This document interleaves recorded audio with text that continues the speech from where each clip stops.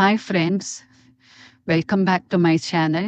ഇന്ന് ഞാൻ വന്നത് ഒരു സൂപ്പർ കഥയായിട്ടാണ്. എല്ലാവർക്കും ഈ കഥ എന്തായാലും ഇഷ്ടപ്പെടും. ഇപ്പൊ കഥ കേൾക്കാം. സെന്റ് മേരീസ് കോളേജ് വരാന്തയിലൂടെ അഭിഷേക് കിതച്ചുകൊണ്ടോടുകയാണ്. സമയം 9:10.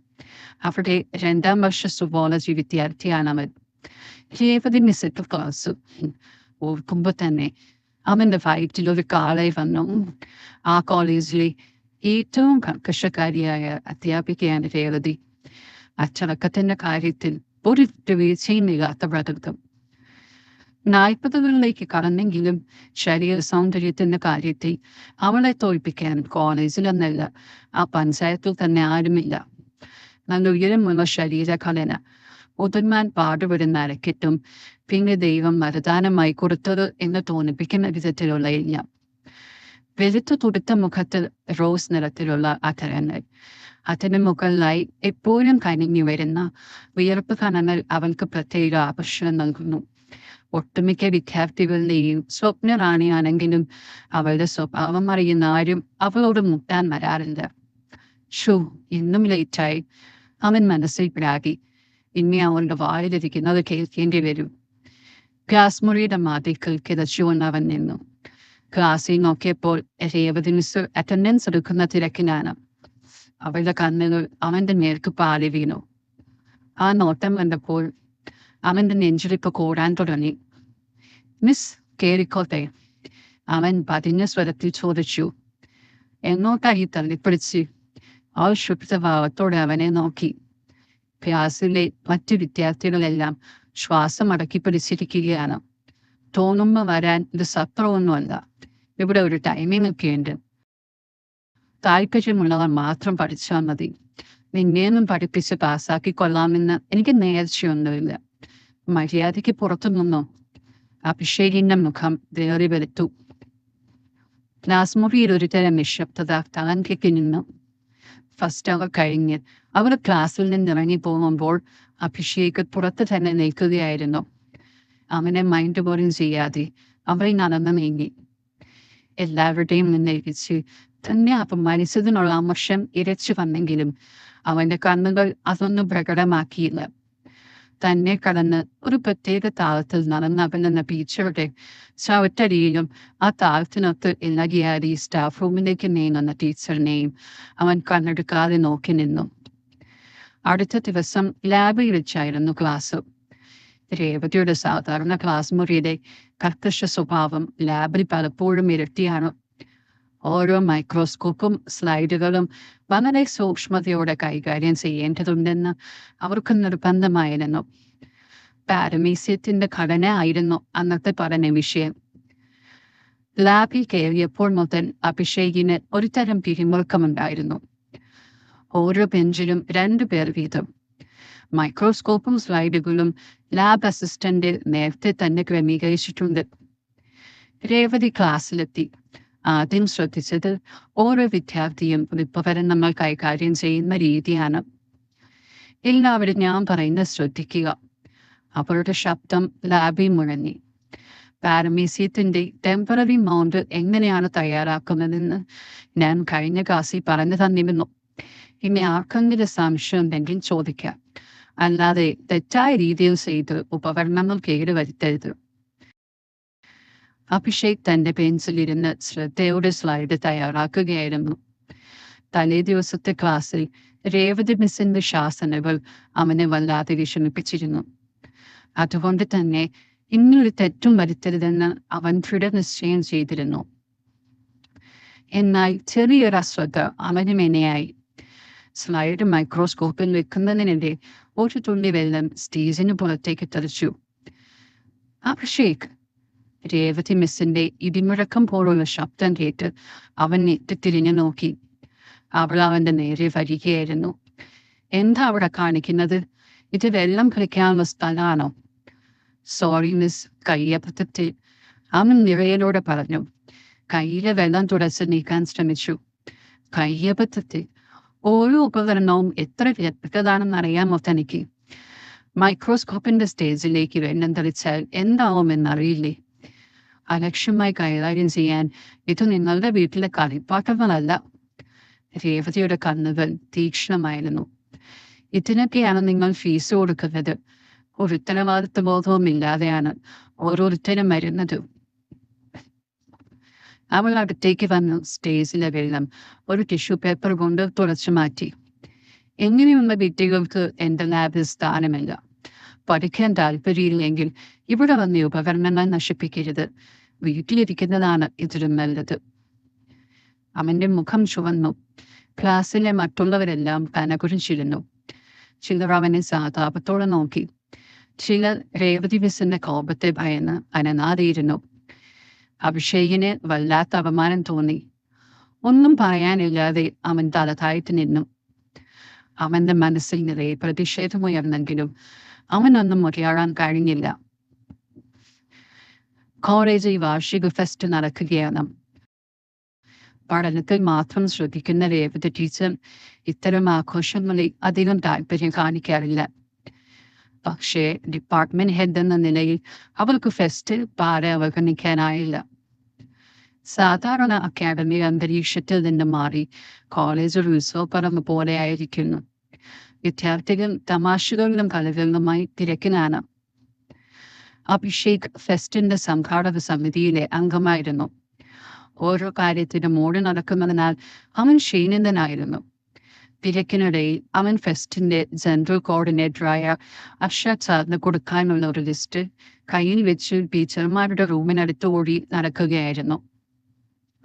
അപ്പോഴാണ് രേവതി ടീച്ചർ സ്റ്റാഫ് റൂമിൽ നിന്ന് പുറത്തേക്ക് വന്നത്. ഫെസ്റ്റിന്റെ ബഹളത്തിൽ നിന്ന് ഒഴിഞ്ഞു മാറി ആരുമില്ലാത്ത ഒരു കോണിലിരുന്ന് അവൾ ഫോണിൽ ആരോടോ സംസാരിക്കുകയായിരുന്നു. അവളുടെ മുഖത്ത് ഒരു തരം വിഷാദഭാവം തളം കെട്ടിയിരുന്നു. സംസാരം പതിഞ്ഞതായിരുന്നു. എങ്കിലും ചില വാക്കുകൾ അഭിഷേകിന്റെ കാതുകളിൽ പതിഞ്ഞു. എനിക്കൊറ്റയ്ക്കത് താങ്ങാൻ വയ്യ. ഞാൻ എന്ത് ചെയ്യണമെന്നും കൂടെ പറഞ്ഞതാ. അഭിഷേക് അപ്രതീക്ഷിതമായി ആ കാഴ്ച കണ്ടപ്പോൾ ഒരു നിമിഷം തരിച്ചു നിന്നു. താൻ ഇതുവരെ കണ്ടിട്ടില്ലാത്ത ഒരു രേവതി ടീച്ചറായിരുന്നു അത്. ക്ലാസ്സിൽ പുതിയായി മാറുന്ന ആരെയും അടുപ്പിക്കാത്ത ആ കർക്കശക്കാരിയായ അധ്യാപികയുടെ ദുർബലമായ ഒരു വശം അവന്റെ മനസ്സിൽ ഒരു തരം ഭയഭൂതവും ഒപ്പം ചെറിയൊരു കൗതുകവും ഉടലെടുത്തു. തന്റെ ചുറ്റുപാടും ഒന്ന് വീക്ഷിച്ച് ആരും തന്നെ കാണുന്നില്ല എന്നുറപ്പുവരുത്തി അവൻ രേവതിയെ തന്നെ നോക്കി നിന്നു. ക്ലാസ്സിൽ എല്ലാവരുടെയും മേലേക്ക് ചാടി വീഴുന്ന ചീറ്റപ്പുലിയായ രേവതി മിസ് അല്ല ഇപ്പോൾ സ്റ്റാഫ് റൂമിലിരിക്കുന്ന സൗമ്യയായ ഈ രേവതി മിസ്. ശാന്ത സ്വഭാവത്തോടെ ഇരിക്കുന്ന അവളുടെ സൗന്ദര്യം അവൻ മതിയാവോളം ആസ്വദിച്ചു. എത്ര നല്ല സുന്ദരിയാണ് രേവതി മിസ്. ഈ ചാടിക്കടിക്കുന്ന സ്വഭാവത്തിന് പകരം സൗമ്യമായ പെരുമാറ്റമായിരുന്നേൽ എത്ര നന്നായേനെ. ടീച്ചറുടെ ശരീര പ്രകൃതിക്കും സൗന്ദര്യത്തിനും ചേർന്നത് അത്തരത്തിലുള്ള സൗമ്യമായ പെരുമാറ്റമാണ്. അവൻ അവിടെ നിന്നോർത്തു. പേളമാനിന്റെ രൂപവും ചീറ്റപ്പുലിയുടെ സ്വഭാവവും അതാണ് ക്ലാസ്സിലുള്ള രേവതി ടീച്ചർ. എത്ര വെറുപ്പ് തോന്നിയാലും ടീച്ചറുടെ സൗന്ദര്യത്തോടുള്ള തന്റെ ആസക്തി അവൻ അടക്കാനായില്ല. ആരെയും തന്നെ കാണുന്നുണ്ടോ എന്നൊരിക്കൽ കൂടെ ചുറ്റും നോക്കി. മിസ് പെട്ടെന്ന് തിരിഞ്ഞു നോക്കിയാൽ തന്നെ കാണും എന്നുള്ള ഭയവും അവനിലുണ്ടായിരുന്നു. അവൻ ആരുടെയും ശ്രദ്ധയിൽപ്പെടാതെ അവിടെ നിന്ന് മെല്ലെ നടന്ന് നീങ്ങി. അർഷദ് സാറിനെ കണ്ടയുടൻ ലിസ്റ്റ് കൈമാറിയെങ്കിലും രേവതി ടീച്ചറുടെ ആ രൂപം അവന്റെ മനസ്സിൽ നിന്ന് മാഞ്ഞില്ല.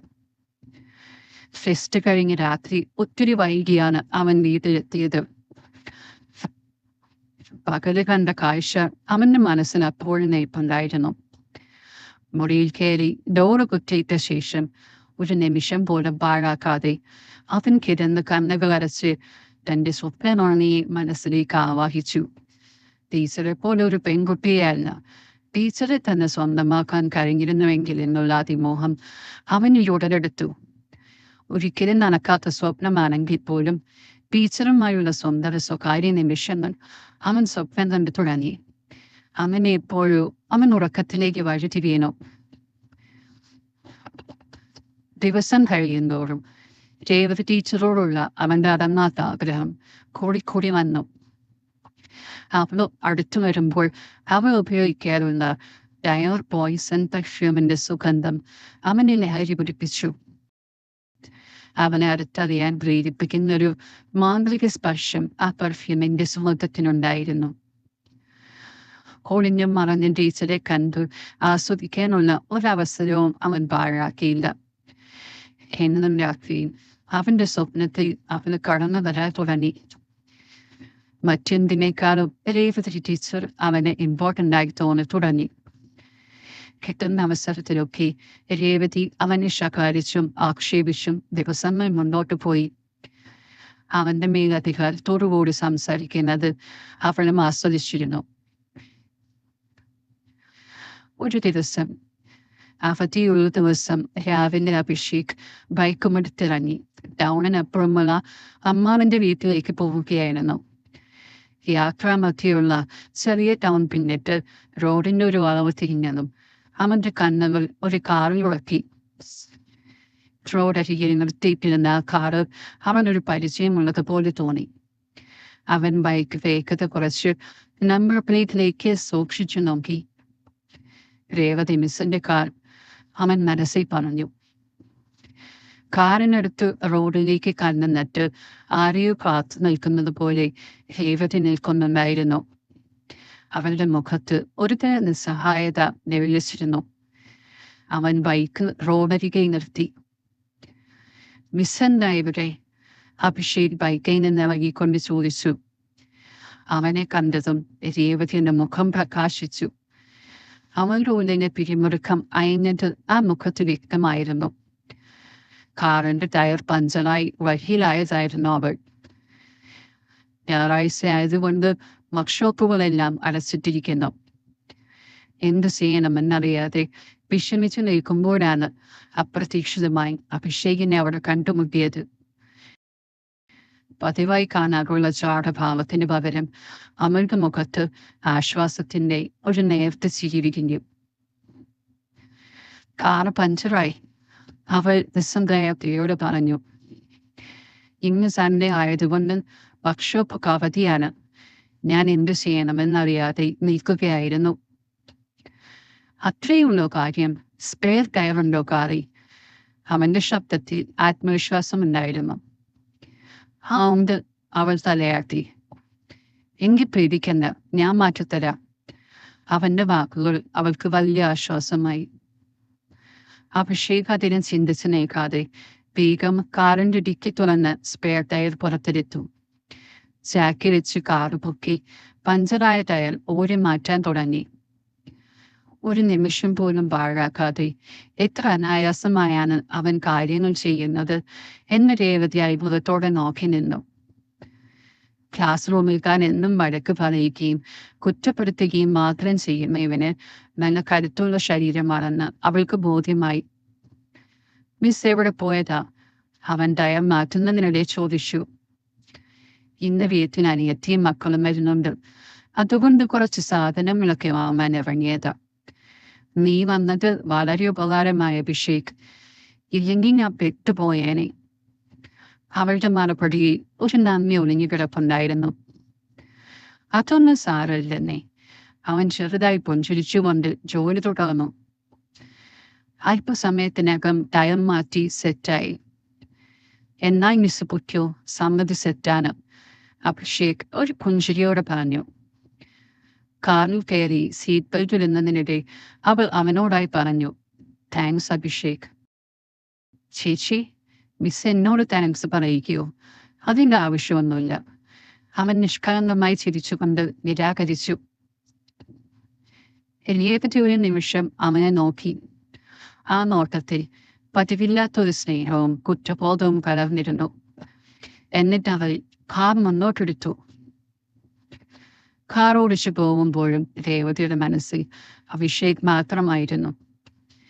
തരം കിട്ടുമ്പോഴൊക്കെ വഴക്ക് പറയാനും കുറ്റപ്പെടുത്താനും അല്ലാതെ ആ കുട്ടിയോട് താൻ ഇതുവരെ മുതിർന്നിട്ടില്ല. അവനൊക്കെ മനസ്സിൽ നിറയെ തന്നോടുള്ള ദേഷ്യമായിരിക്കും എന്നാണ് കരുതിയത്. എന്നാൽ അവന്റെ ഇന്നത്തെ പെരുമാറ്റം കണ്ടപ്പോൾ സത്യത്തിൽ തലയ്ക്കൊരടി കിട്ടിയ പോലായിപ്പോയി. അവൾ ഓർത്തു. തന്റെ മൂർച്ചയുള്ള സ്വഭാവത്തെ ഓർത്ത് ആദ്യമായി അവളിൽ ഒരു തരം കുറ്റബോധം തോന്നി. പിന്നീടുള്ള ദിവസങ്ങളിൽ രേവതിയുടെ പെരുമാറ്റത്തിൽ പ്രകടമായ മാറ്റങ്ങൾ സംഭവിച്ചു. ക്ലാസ്സിൽ അവനെ കാണുമ്പോൾ പതിവില്ലാത്തൊരു മയത്തിൽ അവൾ പുഞ്ചിരിച്ചു. അറ്റൻഡൻസിൽ അവന്റെ പേര് വരുമ്പോൾ മുൻപ് ചുവന്ന മഷി കൊണ്ട് രേഖപ്പെടുത്തിയിരുന്ന എല്ലിനെ ഒഴിവാക്കി സാധാരണ ടിക്കറ്റ് അവൾ മുന്നോട്ട് പോകൂ. അവന്റെ അസാന്നിധ്യം പോലും അവൾ ശ്രദ്ധിക്കാൻ തുടങ്ങി. അവൻ ക്ലാസ്സിൽ വൈകിയെത്തിയാൽ പോലും മുൻപത്തെ പോലെ വഴക്ക് പറയാതെ ഒരു നോട്ടം കൊണ്ട് കാര്യം പറഞ്ഞു വിടും. ഈ മാറ്റം അഭിഷേക് മാത്രമല്ല, ക്ലാസ്സിലെ മറ്റു വിദ്യാർത്ഥികളും ശ്രദ്ധിച്ചു. അങ്ങനെ ഇരിക്കെ ഒരു ദിവസം സുവോളജി ലാബിൽ വെച്ച് ഫിഷ് ഫാം മാനേജ്മെന്റ് എന്ന വിഷയത്തെക്കുറിച്ചുള്ള ഒരു പ്രൊജക്റ്റുമായി അഭിഷേക് ബുദ്ധിമുട്ടുകയായിരുന്നു. സങ്കീർണമായ ഡേറ്റ വിശകലനവും കണക്കുകളും അവനെ വല്ലാതെ കുഴക്കി. ലാബിൽ മറ്റു വിദ്യാർത്ഥികൾ ആരും ഉണ്ടായിരുന്നില്ല. ലാബ് അസിസ്റ്റന്റ് പോലും ഉച്ചഭക്ഷണത്തിന് പോയ സമയം തല കൊനിച്ച് റെക്കോർഡ് ബുക്കിലേക്ക് നോക്കി അവൻ നെടുവേർപ്പെട്ടു. അപ്പോഴാണ് രേവതി ലാബിലേക്ക് വന്നത്. കുറച്ചു പുതിയ മൈക്രോസ്കോപ്പ് സ്ലൈഡുകൾ നോക്കാൻ വന്നതായിരുന്നു അവർ. അഭിഷേകിനെ തനിച്ചിരിക്കുന്നത് കണ്ടപ്പോൾ അവൾ അവരടുത്തേക്ക് വന്നു. എന്താ അഭിഷേക് ഇവിടെ തനിച്ചിരിക്കുന്നത്? ക്ലാസ് ഇല്ലേ? അവളുടെ ശബ്ദത്തിൽ പതിവുള്ള കർക്കശതയ്ക്ക് പകരം ഒരു തരം മാത്സര്യം നിറഞ്ഞിരുന്നു. മിസ്, ഈ പ്രൊജക്ടിന്റെ ഡേറ്റ അനാലിസിസ് കുറച്ച് ബുദ്ധിമുട്ടിക്കുന്നുണ്ട്. എങ്ങനെ ചെയ്യണമെന്ന് മനസ്സിലാകുന്നില്ല. അവൻ റെക്കോർഡ് ബുക്ക് അവൾക്ക് നേരെ നീട്ടി. മുഖത്തൊരു തരം നിസ്സഹായത കാണിച്ചെങ്കിലും അവന്റെ നോട്ടം നേരെ പതിച്ചത് അവളുടെ ശരീരത്തിലേക്കാണ്. രേവതി അവന്റെ റെക്കോർഡ് ബുക്ക് വാങ്ങി നോക്കി. ഓഹോ, ഫിഷ് ഫാം മാനേജ്മെന്റോ? ഇത് കുറച്ച് ട്രിക്കിയാണ്. ഇരിക്കെ, നമുക്ക് ഒരുമിച്ച് നോക്കാം. അവൾ അവന്റെ അടുത്ത കസേര വലിച്ചിട്ട് അവനോടൊപ്പം ഇരുന്നു. അവൻ അത്ഭുതത്തോടെ അവനെ നോക്കി. ഒരു കയ്യകലത്തിൽ അവളുടെ സാമീപ്യം അവന്റെ ഹൃദയം ധൃതിയിലിരിക്കാൻ തുടങ്ങി. ജനവാതിൽ കൂടി അരിച്ചിറങ്ങുന്ന ഇളം തന്നെ അവളുടെ മുടികളിൽ തട്ടി പരിമളമായ ഒരു മണം അവന്റെ നാസികയിലേക്ക് പ്രവേശിച്ചു. അവൾ കാണുന്നില്ല എന്നുറപ്പ് വരുത്തിയ അഭിഷേക് അവളുടെ മനോഹരങ്ങളായ കരിമിഴികളിലേക്കും പനിനീർ പുഷ്പം പോലുള്ള അതരങ്ങളിലേക്കും നോക്കിയിരുന്നു. ഇവിടെ നോക്കൂ അഭിഷേക്, ഈ ഡേറ്റ സെറ്റ് എങ്ങനെയാണ് റീഡ് ചെയ്യേണ്ടതെന്ന് ഞാൻ കഴിഞ്ഞ ക്ലാസ്സിൽ പറഞ്ഞായിരുന്നു. ഓർക്കുന്നുണ്ടോ? അവൾ ശാന്തമായി ചോദിച്ചു. ചെറിയൊരു സംശയമുണ്ട് മിസ്. ഈ പോപ്പുലേഷൻ ഗ്രോത്ത് റേറ്റ് എങ്ങനെയാണ് കാൽക്കുലേറ്റ് ചെയ്യുന്നത്? അവൻ വിനയത്തോടെ ചോദിച്ചു. രേവതി അവന്റെ സംശയങ്ങൾ ക്ഷമയോടെ കേട്ടു. പേനയെടുത്ത് റെക്കോർഡ് ബുക്കിൽ ചില കാര്യങ്ങൾ എഴുതിയും വരച്ചും അവ വിശദീകരിച്ചു. ഇത് ശരിക്കും ശ്രദ്ധിച്ച് ചെയ്യേണ്ട ഒന്നാണ്. ഫിഷ് ഫാം മാനേജ്മെന്റിൽ ഡേറ്റയുടെ കൃത്യത വളരെ പ്രധാനമാണ്. ഈ ഫോർമുല ഒന്ന് ഉപയോഗിച്ച് നിൽക്കുന്നു. അവളൊരു ഫോർമുല എഴുതി കാണിച്ചു. ഓ, അതാണ് പ്രശ്നം മിസ്. ഈ ഫോർമുല എനിക്കത്ര പരിചയമില്ലായിരുന്നു. അഭിഷേക് പറഞ്ഞു. അതൊന്നും സാരമില്ല. തെറ്റുകൾ തിരുത്തി പഠിക്കുകയാണല്ലോ നമ്മൾ. നിനക്ക് പഠിക്കാനുള്ള താല്പര്യമുണ്ട്, അതെനിക്കറിയാം. രേവതി പതിയെ അവന്റെ കണ്ണിൽ നോക്കി പറഞ്ഞു. ആ വാക്കുകൾ അവനെ വല്ലാതെ സ്പർശിച്ചു. ആദ്യമായിട്ടാണ് അവൾ തന്നോട് ഇങ്ങനെ സംസാരിക്കുന്നത്. അവൾ ഏകദേശം അരമണിക്കൂറോളം അവനോടൊപ്പം ഇരുന്ന് പ്രൊജക്ടിന്റെ ഓരോ ഭാഗവും വിശദീകരിച്ചു കൊടുത്തു. സംശയങ്ങൾ ചോദിക്കുമ്പോൾ ക്ഷമയോടെ മറുപടി നൽകി. അവന്റെ കഴിവുകളെ പ്രശംസിക്കുവാനും അവൾ മരിച്ചില്ല. നന്നായി ചെയ്തിട്ടുണ്ട് ഈ ഡേറ്റ കളക്ഷൻ. ഇനി അനാലിസിസ് കൂടെ കൃത്യമാക്കിയാൽ മതി, രേവതി പറഞ്ഞു. നിനക്ക് മനസ്സിലായോ ഇപ്പോ? മനസ്സിലായി മിസ്, ഒരുപാട് നന്ദി. മിസ്, ഇത് പൂർത്തിയാക്കാൻ എനിക്ക് കഴിയുമായിരുന്നില്ല, അഭിഷേക് ആത്മാർത്ഥമായി പറഞ്ഞു. എന്ത് ആവശ്യമുണ്ടെങ്കിലും ചോദിക്കാൻ മടിക്കരുത് അഭിഷേക്. ഞങ്ങൾ ടീച്ചേഴ്സ് ഇവിടെയുള്ളത് നിങ്ങളെ സഹായിക്കാനാണ്. രേവതി അവനെ നോക്കി പുഞ്ചിരിച്ചു. അവളുടെ കണ്ണുകളിൽ മുൻപ് കണ്ടിട്ടില്ലാത്തൊരു സ്നേഹവും കരുത്തലും ഉണ്ടായിരുന്നു. അവൾ ലാബിൽ നിന്ന് പുറത്തേക്ക് പോകുമ്പോൾ അഭിഷേക് റെക്കോർഡ് ബുക്ക് മാറ്റിപ്പിടിച്ച് അവളുടെ ബാക്കിലേക്ക് നോക്കി നിന്നു. മിസ്സിന്റെ സ്വഭാവത്തിലുണ്ടായ മാറ്റം അവന് പറഞ്ഞറിയിക്കാൻ പറ്റാത്ത സന്തോഷമുണ്ടാക്കി. പ്രൊജക്ട് സഹായത്തിന് ശേഷം രേവതി ടീച്ചറും അഭിഷേകും തമ്മിലുള്ള അടുപ്പം പതിയെ വളർന്നു. ക്ലാസ് മുറിക്ക് പുറത്തും അവർ സംസാരിക്കാൻ തുടങ്ങി. അക്കാഡമിക് കാര്യങ്ങൾക്കപ്പുറം പൊതുവായ വിഷയങ്ങളിലും അവർക്ക് താല്പര്യങ്ങളുണ്ടെന്ന് മനസ്സിലായി. അഭിഷേക് വെറുമൊരു മടിയനായ വിദ്യാർത്ഥിയല്ലെന്നും ഉത്തരവാദിത്ത ബോധമുള്ളവനും സഹായിക്കാൻ മനസ്സുള്ളവനുമാണെന്ന് രേവതിക്ക് ബോധ്യമായി. അവരുടെ ബന്ധം ഒരു അധ്യാപിക വിദ്യാർത്ഥി ബന്ധത്തിനപ്പുറം പരസ്പര ബഹുമാനത്തിലും സൗഹൃദത്തിലും അധിഷ്ഠിതമായി മാറി. ഒരു വൈകുന്നേരം അഭിഷേക് തന്റെ വീട്ടിലിരുന്ന് ഇൻസ്റ്റഗ്രാമിൽ റീൽസ് കാണുകയായിരുന്നു. പെട്ടെന്നാണ് രേവതി മിസ്സിന്റെ ഒരു വാട്സാപ്പ് മെസ്സേജ് അവൻ നോട്ടിഫിക്കേഷൻ കണ്ടത്. ഒരു നിമിഷം പോലും പാഴാക്കാതെ അവൻ വേഗം വാട്സാപ്പ് ചാറ്റ് തുറന്നു. രേവതി: ഹായ്. ഹായ് മിസ്, നീ ബിസിയാണോ? അല്ല മിസ്, എന്തേ? എനിക്ക് നിന്റെ ഒരു സഹായം വേണം. ഫ്രീ ടൈമിലൊന്ന് വിളിക്കാമോ? അവൻ ഉടൻ തന്നെ ടീച്ചറെ തിരിച്ചു വിളിച്ചു. ഹലോ മിസ്, എന്താ മിസ്? എടാ, എനിക്ക് ഒരു അത്യാവശ്യ കാര്യത്തിന് ഇടുക്കി വരെ ഒന്ന് പോകേണ്ടതുണ്ട്. നിനക്ക് ബുദ്ധിമുട്ടാവില്ലെങ്കിൽ എൻ്റെ കൂടെ ഒന്ന് വരാമോ? രേവതിയുടെ ശബ്ദത്തിൽ ഒരു തരം അങ്കലാപ്പുണ്ടായിരുന്നു. പിന്നെന്താ, പോകാലോ, എനിക്കൊരു ബുദ്ധിമുട്ടുമില്ല, അവൻ മറുപടി പറഞ്ഞു. അമ്മയുടെ വകയിലുള്ള കുറച്ച് വസ്തുവകകളും തറവാടും അവിടെയുണ്ട്. അതൊന്നും വിൽക്കാനുള്ള ചില പേപ്പർ വർക്കുകൾ ശരിയാക്കാനാണ് പോകുന്നത്. ഓഹോ, എന്നിട്ട് മിസ് ഒറ്റയ്ക്കാണോ പോകുന്നത്? അഭിഷേക് ചോദിച്ചു. സാധാരണ ഞാൻ ഹസ്ബൻഡിനെ കൂടെയാണ് പോകാറുള്ളത്. അദ്ദേഹം വിദേശത്താണ്. പെട്ടെന്നുള്ള പ്ലാനിങ് ആയതുകൊണ്ട് വേറെ ആരെയും കൂടെ കൂട്ടാനുമില്ല. അതിനെന്താ മിസ്, ഞാൻ വന്നോളാം, നോ പ്രോബ്ലം. സത്യം പറഞ്ഞാൽ ഇത്ര ദൂരം ഒറ്റയ്ക്ക് ഡ്രൈവ് ചെയ്ത് പോകാൻ എനിക്ക് ധൈര്യമില്ല. ഒരു 2 ദിവസത്തെ പ്ലാനാണ്. അവൾ ഒരല്പം നിർത്തിയിട്ട് തുടർന്നു. അവളുടെ ശബ്ദത്തിൽ ഒരുതരം അപേക്ഷയുണ്ടായിരുന്നു. അഭിഷേകിന് അധികം ആലോചിക്കാനൊന്നും ഉണ്ടായിരുന്നില്ല. കോളേജ് ലീവായതുകൊണ്ട് മറ്റു പ്രശ്നങ്ങളൊന്നുമില്ല. ടീച്ചർക്ക് തന്നെ അത്രയധികം വിശ്വാസമുണ്ടെന്ന് മനസ്സിലാക്കിയപ്പോൾ അവന് സന്തോഷം തോന്നി. മിസ്, ഞാൻ വരാം, എനിക്കൊരു ബുദ്ധിമുട്ടുമില്ല.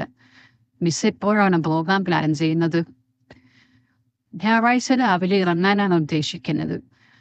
ഓ ശരി, അന്ന് രാവിലെ എൻ്റെ വീട്ടിലേക്ക് വന്നാൽ മതി. ആ സംഭാഷണം അവസാനിക്കുമ്പോൾ അവരുടെ മനസ്സിൽ വലിയൊരു ഭാരം ഒഴിഞ്ഞുപോയ ആശ്വാസമായിരുന്നു. അഭിഷേകിന്റെ കാര്യത്തിൽ താൻ എത്ര തെറ്റായിരുന്നു എന്ന് അവൾ വീണ്ടും ഓർത്തു. അഭിഷേകിനാകട്ടെ ടീച്ചർ തന്നിൽ അർപ്പിച്ച വിശ്വാസത്തിൽ വലിയ സന്തോഷം തോന്നി. അവളെ അടുത്ത് കിട്ടുന്ന അവസരം പാഴാക്കാൻ അവൻ ഒരുക്കമല്ലായിരുന്നു. അങ്ങനെ കാത്തിരുന്ന ഞായറാഴ്ച എത്തി. രാവിലെ 9 മണിയോടെ അഭിഷേക് രേവതിയുടെ വീട്ടിലെത്തി. സാധാരണ കോളേജിൽ കാണുന്ന ടീച്ചറായിരുന്നില്ല അവിടെ അവനെ കാത്തിരുന്നത്. ഒരിളം റോസ് നിറമുള്ള ചുരിദാറായിരുന്നു അവളുടെ വേഷം. അഴിച്ചിട്ട മുടിയിഴകൾ കാറ്റി പാറി പറന്നു. ഒരു ചിരിയോടുകൂടി അവൻ അവനെ വരവേറ്റി. അവളുടെ കണ്ണുകളിൽ ഒരു തരം തിളക്കമുണ്ടായിരുന്നു. ചെത്തായിട്ടുണ്ടല്ലോ.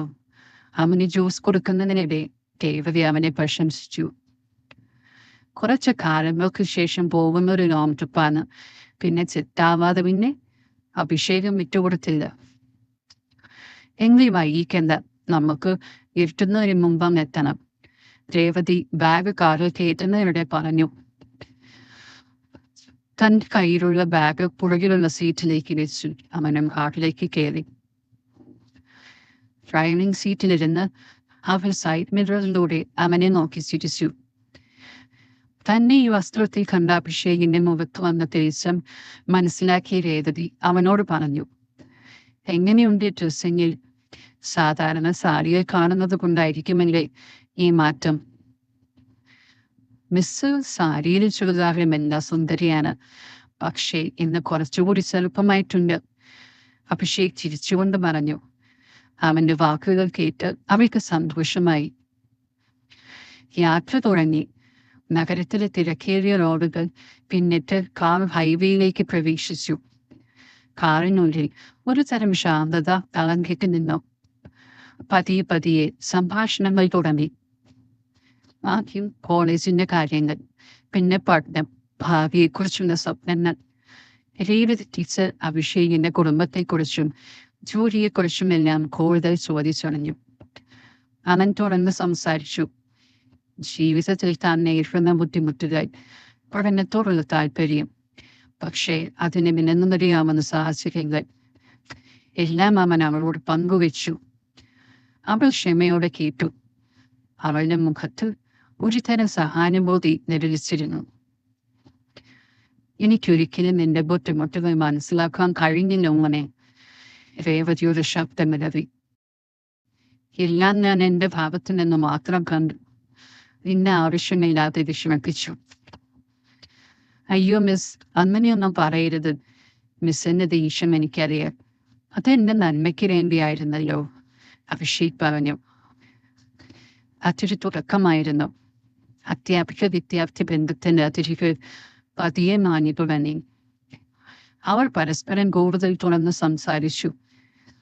രേവതി ടീച്ചർ തന്റെ വ്യക്തിപരമായ കാര്യങ്ങളെക്കുറിച്ചും കുടുംബത്തെക്കുറിച്ചും ചില വിഷമങ്ങളെക്കുറിച്ചുമെല്ലാം അവരോട് പങ്കുവെച്ചു. ഭർത്താവ് വിദേശത്തായതുകൊണ്ടുള്ള ഒറ്റപ്പെടൽ, തറവാട് വീക്കേണ്ടി വരുന്നതിലുള്ള സങ്കടം, അങ്ങനെ പലതും. വാളയാർ ചെക്ക് പോസ്റ്റ് കടന്ന് അവരുടെ കാറ് പാലക്കാടിന്റെ സോണിലേക്ക് പ്രവേശിച്ചു. ചുറ്റും പാടങ്ങളും തെങ്ങിൻ തോപ്പുകളും. പിന്നീട് കാഞ്ഞിരപ്പുഴ ഡാമിന്റെ മനോഹരമായ കാഴ്ചകൾ. രേവതി ടീച്ചർ ഡ്രൈവ് ചെയ്യുമ്പോൾ അഭിഷേക് അവൾക്ക് വഴി പറഞ്ഞു കൊടുത്തു. പാട്ടുകൾ വെച്ച് കേട്ടു. ചില പാട്ടുകൾക്ക് അവർ ഒരുമിച്ച് കാണാൻ പിടിച്ചു. ഉച്ചഭക്ഷണത്തിനായി വഴിയിലുള്ള ഒരു ചെറിയ ഹോട്ടലിൽ നിർത്തി. സാധാരണ ക്യാൻറ്റീനിൽ മാത്രം കാണുന്ന രേവതി ടീച്ചർ തന്നോടൊപ്പം ചിരിച്ചും തമാശ പറഞ്ഞും ഇരിക്കുന്നത് അഭിഷേകിന് വല്ലാത്തൊരു അനുഭവമായിരുന്നു. അവിടുന്ന് അങ്ങോട്ട് അഭിഷേകാണ് വണ്ടി ഓടിച്ചത്. പാലക്കാടൻ സമതലങ്ങൾ പിന്നിട്ട് അവർ പതിയെ മല കയറി തുടങ്ങി. ചുരം കയറുന്തോറും കാലാവസ്ഥ മാറി മറിഞ്ഞു. ചൂട് കുറഞ്ഞു. തണുത്ത കാറ്റ് വീശാൻ തുടങ്ങി. പച്ചപ്പ് നിറഞ്ഞ മലനിരകൾ, കോടമഞ്ഞി പുതഞ്ഞ താഴ്വരകൾ, വളഞ്ഞുപുളഞ്ഞ റോഡുകൾ, ഇടുക്കിയുടെ സൗന്ദര്യം അവരെ വരവേറ്റു. ഡ്രൈവ് ചെയ്യുമ്പോൾ അഭിഷേക് കാഴ്ചകൾ കണ്ടായി പുതപ്പെട്ടു. മിസ്, ഇടുക്കി ഒരു രക്ഷയുമില്ലാത്ത സ്ഥലമാണല്ലോ, വന്നില്ലായിരുന്നുവെങ്കിൽ നഷ്ടമായേനെ, അവൻ ആവേശത്തോടെ പറഞ്ഞു. അതെ, അതുകൊണ്ടാണ് എനിക്കിവിടെ നിൽക്കാൻ വല്ലാത്തൊരു വിഷമം. അമ്മയുടെ ഓർമ്മകളുള്ള സ്ഥലമാണ്. രേവതിയുടെ ശബ്ദത്തിൽ മേരിയൊരു ദുഃഖം കലർന്നു. പിന്നെ എന്തിനാണ് വിൽക്കുന്നത്? വേറെയൊരു വഴിയുമില്ലേ? അവൻ ആകാംക്ഷയോടെ ചോദിച്ചു. വിൽക്കാതിരിക്കാനുള്ള അവസാന ശ്രമമാണ് ഈ യാത്ര. അതിനും എന്റെ സഹായം എനിക്ക് വേണ്ടി വരും, രേവതി പറഞ്ഞു. ഇത്രയും ഒറ്റയ്ക്ക് യാത്ര ചെയ്യാൻ ഏതായാലും എനിക്ക് കഴിയില്ല, അവൾ കൂട്ടിച്ചേർത്തു. കൂടെ വരാൻ കഴിഞ്ഞത് കൊണ്ട് എനിക്കാണ് ലോട്ടറി അടിച്ചത്. ഇത്രയും മനോഹരമായ സ്ഥലം കാണാനും അറിയാനും പറ്റിയില്ലേ? പിന്നെ മിസ്സിനോട് ഒരുപാട് അടുക്കാനും പറ്റി, അഭിഷേക് പറഞ്ഞു. അവൾ പുഞ്ചിരിച്ചു. സന്ധ്യയോടടുത്ത് അവർ ലക്ഷ്യസ്ഥാനത്തെത്തി. ഒരു ചെറിയ കുഗ്രാമം. റോഡരികിൽ നിന്ന് അല്പം ഉള്ളിലോട്ടായി പഴയൊരു തറവാട്. ചുറ്റും റബ്ബർ തോട്ടങ്ങളും കാപ്പിത്തോട്ടങ്ങളും. കാറിൽ നിന്നിറങ്ങിയപ്പോൾ തന്നെ മുഖത്തേക്കടിച്ച തണുത്ത കാറ്റ് നഗര ജീവിതത്തിന്റെ പിരിമുറുക്കങ്ങളെല്ലാം ഇല്ലാതാക്കുന്നത് പോലെ രേവതിക്ക് തോന്നി. ചുറ്റും റബ്ബർ മരങ്ങളുടെയും കാപ്പിത്തോട്ടങ്ങളുടെയും നേർത്ത ഗന്ധം. നഗരത്തിന്റെ ബഹങ്ങളിൽ നിന്ന് ഏറെ അകലെ പ്രശാന്തമായ അന്തരീക്ഷം. രേവതി മൊബൈലിൽ ഒരു കോൾ ചെയ്തു. അവിടെ അടുത്തുള്ള ഒരു സ്ത്രീ ആയിരുന്നു മറുതലയ്ക്ക്. ചേച്ചി, ഞാൻ എത്തി. ആ, എത്തിയോ മോളെ? ഞാൻ ഇപ്പോഴാണ് ഇങ്ങോട്ടേക്ക് വന്നത്. ഞാൻ വേഗം വരാം. 10 മിനിറ്റിനുള്ളിൽ ആ സ്ത്രീ വന്ന് വീടിന്റെ വാതിൽ തുറന്നു. അകത്തേക്ക് കയറിയതും ഒരുതരം ഇരുണ്ട തണുപ്പ് അവരെ പൊതിഞ്ഞു. മാസങ്ങളായി അടച്ചിട്ടതുകൊണ്ട് ഒരു തരം പഴകിയ മനം അവിടെ തങ്ങി നിന്നിരുന്നു. ജനലുകൾ തുറന്ന് അവൾ കാറ്റും വെളിച്ചവും കടത്തിവിട്ടു. ഒരുവിധം ഞാൻ വൃത്തിയാക്കി വെച്ചിട്ടുണ്ട് മോളെ, ആ സ്ത്രീ പറഞ്ഞു. കാണുന്നുണ്ടോ ചേച്ചി? രേവതി ചോദിച്ചു. നേരത്തെ ഉണ്ടായിരുന്നു, നോക്കട്ടെ. അവൾ സ്വിച്ചിട്ടു. മങ്ങിയ മഞ്ഞ വെളിച്ചം മുറിയിൽ പരന്നു. ലൈറ്റുകൾക്ക് വലിയ വെളിച്ചമില്ലെന്ന് തോന്നുന്നു. കുറച്ചു നാളായി ആരും വന്നിട്ടില്ലല്ലോ. അല്ല, ഇതാരാ മോളെ ഈ കൊച്ച്? എനിക്കറിയാവുന്ന ആളല്ലല്ലോ. അവൻ എൻ്റെ സ്റ്റുഡൻ്റാ ചേച്ചി. ഞാൻ ഗോപ്പിനെ കൂട്ടിയതാ. ഇത്രയും ദൂരം ഒറ്റയ്ക്ക് വരേണ്ടതല്ലേ? ആ, അമ്മനെ പറ. ഒരു മുറി മാത്രമേ ഞാൻ വൃത്തിയാക്കിയുള്ളൂ. മറ്റേ മുറി ഞാൻ വേഗം വൃത്തിയാക്കാൻ മോളെ. അതൊക്കെ ഞാൻ നോക്കിക്കോളാം ചേച്ചി. സന്ധ്യ ആവാനായില്ലേ? ചേച്ചി വയ്ക്കുള്ളൂ. ആണോ? എങ്കിലേ ഞാൻ പോകുക. ആഹാരം ഞാൻ കൊണ്ടുവരാം. കുറച്ച് കഴിഞ്ഞേച്ചു. അയ്യോ ചേച്ചി, ഒന്നും വേണ്ട. ഞങ്ങൾ നന്നായിട്ട് കഴിച്ചിട്ടുണ്ട്. മാത്രമല്ല കുറച്ച് വാങ്ങിക്കുകയും ചെയ്തു. ഇന്നിത് മതി, നാളെ അവിടെ നിന്ന് കഴിക്കാം. രേവതി സ്നേഹപൂർവ്വം നിരസിച്ചു. എങ്കിലേ ചേച്ചി പോവുക. ടാങ്കിൽ വെള്ളം നിറച്ചു വെച്ചിട്ടുണ്ട്. വിളക്ക് എണ്ണയില്ല, മെഴുകുതിരിയുണ്ട്. അഥവാ കറണ്ട് പോയാൽ ഉപയോഗിക്കാമല്ലോ. ഓ ശരി. ചേച്ചി പോയതിനു ശേഷം അഭിഷേക് ഉള്ളിലേക്ക് കയറി. അവൻ തോളിലെ ബാഗ് താഴെ വെച്ച് ചുറ്റും നോക്കി. പഴയ തടിയിൽ തീർത്ത ഭിത്തികളും തട്ടുപൊളിഞ്ഞ മേൽക്കൂരയും പൂട്ടിപിടിച്ച സാധനങ്ങളുമെല്ലാം ആ വീടിന്റെ പഴമ വിളിച്ചോതി. എങ്കിലും ഒരു തരം സൗന്ദര്യവും ഗൃഹാതൃത്വവും അവിടെ ഉണ്ടായിരുന്നു. കുളിമുറി പുറത്താണ്. നന്നായി ഇരുട്ടുന്നതിന് മുമ്പ് കുളിച്ചു കയറണം, രേവതി പറഞ്ഞു. അവൻ പുഞ്ചിരിച്ചുകൊണ്ട് ഡ്രസ്സും തോർത്തും എടുത്ത് കുളിക്കാൻ പോയി. അവിടെ മാകോ ഒരു പ്രേതസിനിമയെ കാണുന്നത് പോലെ അവന് തോന്നി. അധിക സമയമെടുക്കാതെ അവ കുളിച്ചു വന്നു. പിന്നാലെ രേവതിയും കുളിക്കാൻ പോയി. ഒരു നീല നിറത്തിലുള്ള അല്പമായ ടീഷർട്ടാണ് അവൾ ധരിച്ചിരിക്കുന്നത്. ആ വസ്ത്രത്തിൽ കൂടുതൽ ആകർഷകയായി തോന്നി. അഭിഷേക് ഇരം കണ്ണിട്ട് അവനെ നോക്കുന്നുണ്ടായിരുന്നു. ആദ്യമായിട്ടാണ് ടീച്ചറെ അവൻ ഇങ്ങനെ ഒരു വേഷത്തെ കാണുന്നത്. ആ വസ്ത്രം അവളുടെ ശരീരത്തിന് ഒരു തരം മാധവത്വം നൽകിയിരുന്നു. അവന്റെ ഉള്ളിലെ വികാരം പതിയെ ഉടലെടുക്കാൻ തുടങ്ങി. സമയം കടന്നുപോയി. രാത്രിയോടെ വീടിനൊരു തരം ജീവൻ വെച്ചതുപോലെയായി. മുറികളിൽ മങ്ങിയ വെളിച്ചം പരന്നു. തണുപ്പ് കൂടിക്കൂടി വരുന്നു. അവർ അടുക്കളയുടെ വരാന്തയിലിരുന്ന് ചൂട് ചായ കുടിച്ചു. ചുറ്റും ഇരുട്ട് പരന്നു. ദൂരെ എവിടെയോ ഒരു നായ ഊഹിയിടുന്നുണ്ടായിരുന്നു. ഇവിടെ ഒരു പ്രത്യേക ഫീലുണ്ട് മിസ്, അഭിഷേക് പറഞ്ഞു. സിറ്റിയിലെ തിരക്കുകളൊന്നുമില്ല, വല്ലാത്തൊരു ശാന്തത. അതെ, ഈ വീടിന് ഒരുപാട് ഓർമ്മകളുണ്ട്. എന്റെ കുട്ടിക്കാലം മുഴുവൻ ഇവിടെയായിരുന്നു. രേവതിയുടെ ശബ്ദമിടറി. ഇതൊന്നും നിൽക്കാൻ എനിക്ക് മനസ്സ് വരുന്നില്ല. മിസ് ഒന്ന് ചോദിച്ചോസേ, എന്താണ് ഇത് വിൽക്കാനുണ്ടായ കാരണം? എന്നോട് പറയാൻ പറ്റുന്നതാണെങ്കിൽ. അമ്മയുടെ തറവാടാണിത്. മുത്തശ്ശന്റെ കാലശേഷം അമ്മയുടെ പേരിലും പിന്നീട് എന്റെ പേരിലുമായി. എന്റെ കുട്ടിക്കാലത്തിന്റെ ബഹുഭൂരിഭാഗവും ഇവിടെയായിരുന്നു. അല്ലാത്തൊരടുപ്പമാണ് ഈ വീടിനോടും ഈ പ്രദേശത്തോടുമൊക്കെ. ഞാൻ പറഞ്ഞില്ലേ ഹസ്ബൻഡ് വിദേശത്താണെന്ന്.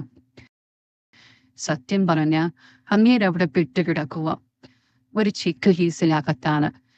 പാർട്ട്ണർ ചതിച്ചതാണ്. കുടുങ്ങിയത് അങ്ങേരും. 40 ലക്ഷം രൂപ കൊടുത്താൽ അദ്ദേഹത്തെ വെറുതെ വിടാമെന്ന് സ്പോൺസർ പറഞ്ഞിട്ടുണ്ട്. ഇപ്പോൾ 14 മാസമായി ഉള്ളിലാണ്. ഞങ്ങൾക്ക് വേറെ വഴിയൊന്നുമില്ല. അവന് തുടർന്നു. അവളുടെ വിവരണം കേട്ടപ്പോ അവനും വിഷമമായി. ഓ, അങ്ങനെയാണല്ലേ കാര്യങ്ങൾ. മിസ് വിഷമിക്കാതിരി, എല്ലാത്തിനും ഒരു പരിഹാരം കാണാൻ കഴിയും.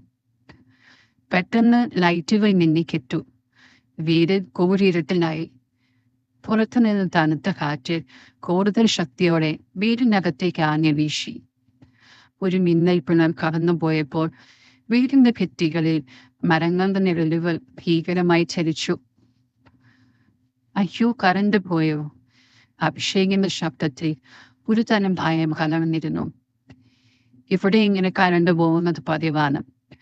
മെഴുകുതിരി കത്തിക്കാം. രേവതി തന്റെ ഫോണിൽ ടോർച്ച് ഓൺ ചെയ്തു. നേരത്തെ വെളിച്ചം മാത്രം അവിടെ പരന്നു. പുറത്ത് കാറ്റിന്റെ ശബ്ദവും ചീവീടുകളുടെ കരച്ചിലും മാത്രം. ആ പഴയ വീട്ടിലെ ഭീകരമായ നിശബ്ദത അവരെ വല്ലാതെ വേട്ടയാടി. തണുപ്പ് കൂടി വരുന്നുണ്ടല്ലോ. രേവതി തന്റെ കൈകൾ കൂട്ടിത്തിരിഞ്ഞി. എനിക്ക് തണുപ്പ് ഒട്ടും ഇഷ്ടമല്ല. അവൻ ആത്മബന്ധം പോലെ പറഞ്ഞു. നമുക്ക് വിറക് കത്തിച്ച് തീ കായാൻ, അഭിഷേക് പറഞ്ഞു. രേവതി തന്റെ മുറിയിലേക്ക് നടന്നു. തണുപ്പിൽ നിന്ന് രക്ഷപ്പെടാൻ ജാക്കറ്റ് കൂടെ ഇടാമെന്ന് അവൾ കരുതി. രേവതി മുറിയിൽ നിന്ന് പുറത്തേക്ക് വന്നപ്പോൾ അഭിഷേക് അടുപ്പിൽ തീ കത്തിച്ചടുത്തിരിപ്പുണ്ടായിരുന്നു. അവരുടെ മുഖത്ത് ചുവപ്പ് രാശി പരത്തി. അവൾ അവനടുത്തേക്ക് വന്നിരുന്നു. തണുപ്പ് കുറവുണ്ടോ ഇപ്പോ? അഭിഷേക് ചോദിച്ചു. ഉണ്ട്, അവൾ പതിയെ പറഞ്ഞു. അവന്റെ കണ്ണുകൾ അറിയാതെ അവളിലേക്ക് പാറി വീണു. രേവതി അവന്റെ നോട്ടം അറിഞ്ഞില്ലെങ്കിലും ആ നിശബ്ദതയിൽ അവർക്കിടയിൽ ഒരു തരം പുതിയ അടുപ്പം രൂപപ്പെട്ടു. അവരുടെ കണ്ണുകൾ ഇടയ്ക്കിടെ കൂട്ടിമുട്ടി. ഓരോ നോട്ടത്തിനും മുൻപുണ്ടായിരുന്ന അധ്യാപിക വിദ്യാർത്ഥി എന്ന വേർതിരിവില്ലാതാകുന്നത് അവർ അറിഞ്ഞു. ആ തണുത്ത രാത്രിയിൽ ഒരു പഴയ വീടിന്റെ നിശബ്ദതയിൽ അവർക്കിടയിൽ എന്തോ പുതിയതൊന്നും പിറവിയെടുക്കുകയായിരുന്നു. തണുപ്പ് കൂടി വന്നപ്പോൾ രേവതിക്ക് നീരിയൊരു വിറയൽ അനുഭവപ്പെട്ടു. നമുക്ക് കിടക്കാൻ പോകാം, രേവതി പതിയെ പറഞ്ഞു. ഈ വീടിന്റെ അവസ്ഥയൊക്കെ കണ്ടില്ലേ? ആകെ ഒരു മുറി മാത്രമേ തൽക്കാലം ഉപയോഗിക്കാനാകൂ. അഭിഷേക് തലയാട്ടി. അവൻ അവയ്ക്ക് പിന്നാലെ നടന്ന് മുറിയിലേക്ക് കയറി. അവിടെ ഒരു തടി കൊണ്ടുള്ള വലിയ കട്ടിലുണ്ടായിരുന്നു. അതിലൊരു നേർത്ത മെത്തയും.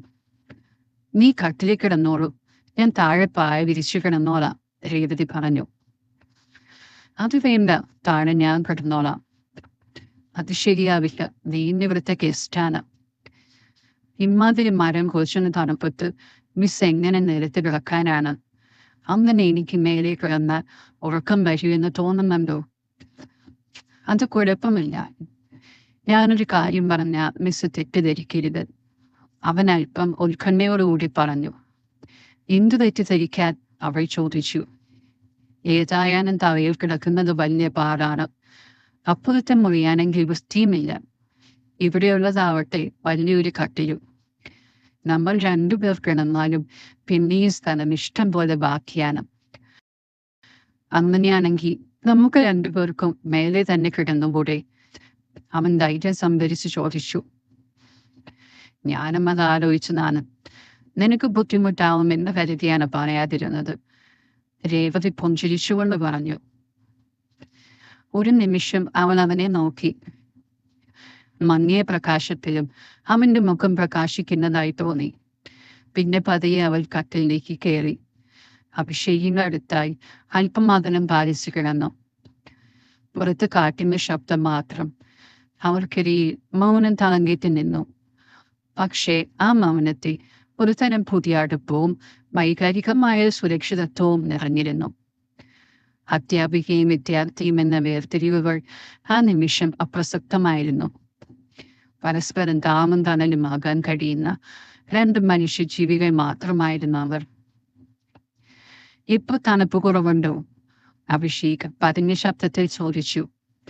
അവന്റെ ശബ്ദം ആ നിശബ്ദതയിൽ നേരത്തെ മുഴക്കമുണ്ടാക്കി. കുറവുണ്ട്, രേവതിയുടെ ശബ്ദം നേർത്തു. നീ ഇല്ലായിരുന്നെങ്കിൽ ഞാൻ എന്ത് ദുഃഖമായിരുന്നു എന്നെനിക്കറിയില്ലായിരുന്നു അഭി. അതൊക്കെ സാരമില്ല മിസ്. മിസ്സിനൊരു ബുദ്ധിമുട്ട് വരുമ്പോൾ സഹായിക്കേണ്ടത് എന്റെ കടമയല്ലേ? അവൻ അവനെ നോക്കി. യുക്തി അവളുടെ മുഖം വ്യക്തമല്ലെങ്കിലും അവളുടെ കണ്ണുകളുടെ തിളക്കം അവൻ ഊഹിച്ചു. കടമയോ? എന്നെ സഹായിക്കേണ്ട ഒരു കടമയും നിനക്കില്ലായിരുന്നു. രേവതിയുടെ ശബ്ദത്തിൽ നേർത്തൊരു നനവുണ്ടായിരുന്നു.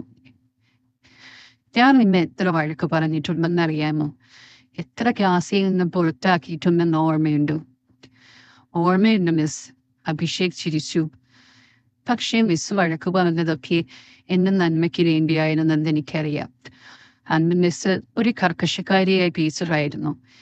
ഇന്ന് എന്റെ നല്ലൊരു കൂട്ടുകാരിയാണ്. അവൻ പതിയെ കൈനീട്ടി അവളുടെ കൈകളിൽ തഴുകി. ആ സ്പർശനം അവൾക്കൊരു നടുക്കമുണ്ടാക്കി. അവളുടെ കൈകൾക്ക് വല്ലാത്തൊരു തണുപ്പായിരുന്നു. എന്റെ ജീവിതത്തിൽ പലപ്പോഴും ഞാൻ ഒറ്റയ്ക്കായിരുന്നു അബി, രേവതി പതിയെ പറഞ്ഞു.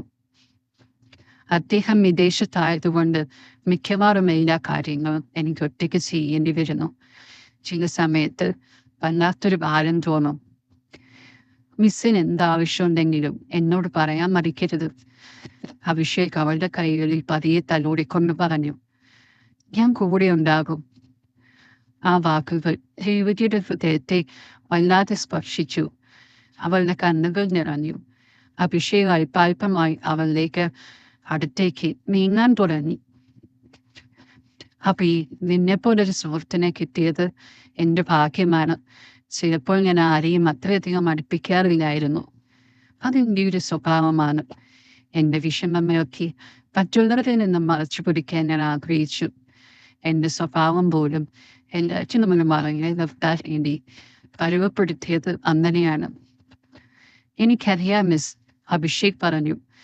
ഇപ്രാവശ്യം അവൻ രേവതിയുടെ മുൻകൈയിൽ പൂർണ്ണമായി തന്നെ കോർത്തിരുന്നു. മിസ്സിന് ചുറ്റും ഒരു മതി കെട്ടിയതുപോലെ തോന്നിയിട്ടുണ്ട്. പക്ഷേ ആ മതിനപ്പുറം വളരെ നല്ലൊരു മനസ്സുണ്ടെന്ന് ഇപ്പൊ മനസ്സിലായി. അവൻ അവന്റെ കൈകൾ കൂടുതൽ മുറുകെ പിടിച്ചു. അഭിഷേക് രേവതിയുടെ സൈഡിലേക്ക് വശം തിരിഞ്ഞാണിപ്പോ കിടക്കുന്നത്. അവൻ അവളുടെ തൊട്ടരികിലായുണ്ട്. മിസ്സേ, അവൻ പതിന്റെ സ്വരത്തെ വലിച്ചു. അവൾ മൂടി. വിഷമിക്കാതെ, എല്ലാം ശരിയാവും. എനിക്ക് മടുത്തു അബി, ഒറ്റയ്ക്ക് ജീവിച്ചു മടുത്തു. അങ്ങനെയൊന്ന് പറയില്ലേ, ഞാനുണ്ടാവും കൂടെ. ഒരു പെണ്ണിന് കിട്ടേണ്ട കാര്യങ്ങളൊക്കെ യഥാസമയം കിട്ടിയില്ലെങ്കിലും ഉണ്ടാവുന്ന മാനസിക പിരിമുറുക്കം പറഞ്ഞറിയിക്കാൻ പറ്റില്ല. അവൾ തുടർന്നു. അവനെന്നെ മൂളുക മാത്രമേ ചെയ്തുള്ളൂ. രേവതി അവയ്ക്ക് അഭിമുഖമായി തിരിഞ്ഞു കിടന്നു. ഇരുവരും ഇടമിട്ടാതെ പരസ്പരം നോക്കി. ഈ സ്റ്റോറിയുടെ ബാക്കി പോർഷൻ ഞാൻ നമ്മുടെ ടെലഗ്രാം ചാനലിലും ചാനൽ ജോയിൻ ചെയ്തിട്ടില്ലാത്തവർ അതിൻ്റെ ലിങ്ക് ഞാൻ കൊടുത്തിട്ടുണ്ട്. അതുവഴി ജോയിൻ ചെയ്യുക. സ്റ്റോറി ഇഷ്ടപ്പെട്ടെങ്കിൽ എല്ലാവരും ഒന്ന് സപ്പോർട്ട് ചെയ്യുക.